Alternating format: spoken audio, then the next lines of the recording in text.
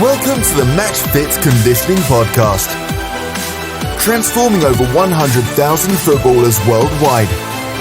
Everything we do is aimed at enabling you to gain an edge completely by yourself without needing help from a training partner or teammate. Open yourself to doing things smarter and with more intention, focus and attention to detail than your teammates, opponents and even your coaches. Are you ready to get match fit?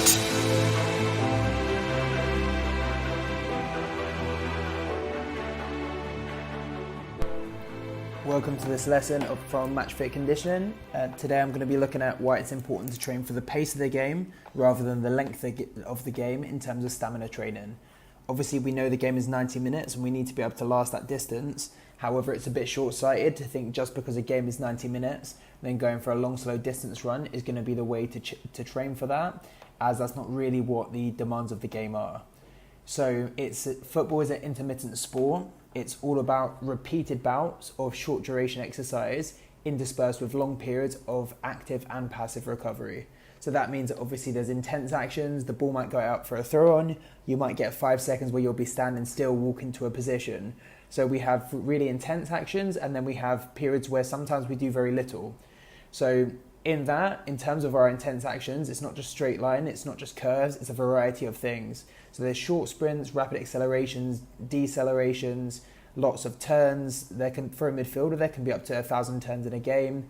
There's jumping, kicking, tackling. So there's all these different things that go on during this kind of short, intense periods, followed by very little. So these brief, intense actions are what's essential to the outcome of the game. Now, generally, what we do at low intensity won't dictate what our result at the end of the day. However, those brief, high-intensity actions will. So we need to make sure that we get really, really good at those high-intensity actions. In terms of distances and things like that, we don't get huge sprints. The average sprint is around 17 meters. Someone like a fullback might sprint more than an average player. They might end up sprinting something like 30 meters in a game, and it's going to be very in one go. They might sprint 30 meters without stopping, and that might be a really decisive moment where they help to prevent a goal or they help to score a goal. They might get an assist. So in terms of the distances, it doesn't have to be huge distances that we're going through with these kind of intermittent efforts that we're trying to, but we just want to make our training as specific to the sport as possible. So if we did go out and we did long slow distance running, we probably wouldn't improve our game that much. Now, it might help us recover a little bit in between these intense periods, but if we're not training for these intense periods specifically, then we're probably not going to improve that much. So a couple of ways that we can improve these intense actions.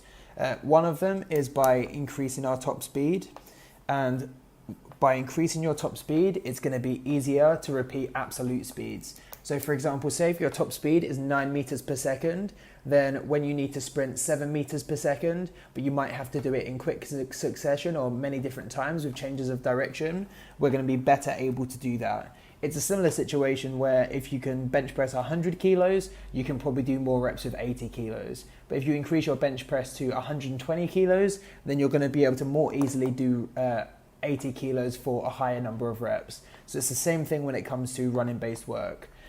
So our top speed needs to go up. And secondly, one of the things we could do in terms of our stamina training is try and train in a way that mimics the game. So that means we have lots of different changes of directions, we have accelerations, we have decelerations, and we try and repeat these high intensity actions with quality as frequently as possible.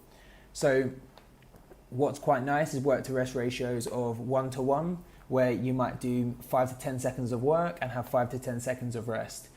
I wouldn't really drop the rest anything below the work. I would always keep it kind of level with the work or maybe a tiny bit higher, because we do want to make sure that we're maintaining the quality and the speeds that we're going to actually be using during the game. So that's 2 ways we can do it. So we can train our max speed, we can train our ability to repeat those max speed as much as possible. And a third thing we can do is introduce the ball. Now, I wouldn't make introducing the ball my main focus when thinking of physical training. We have obviously most of our football training with a ball. But once our max speed is high and once you're good at repeating high intensity efforts, then we can make it even more football specific and introduce maybe a passing or a shooting element. where you can do some of your runs with the ball at your feet. If you had a partner with you, you could kind of get to the end of one of your reps. So it might be something like a change direction, and then you might run towards the goal.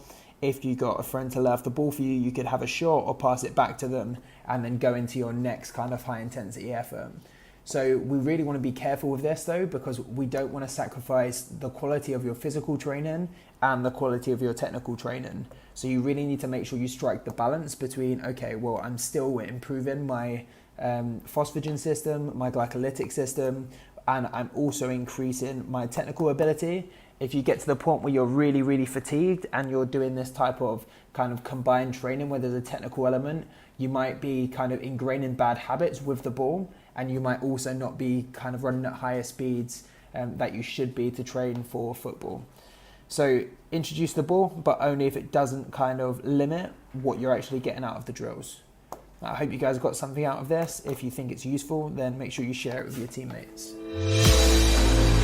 Thanks for tuning into the Matchfit Conditioning Podcast. If you enjoyed this podcast, please share it with one of your teammates. To learn more about the Matchfit method and to start your training with us, visit www.matchfitconditioning.com. We'll show you how to gain an edge on the pitch at an elite level by transforming your fitness level, nutrition, and mindset.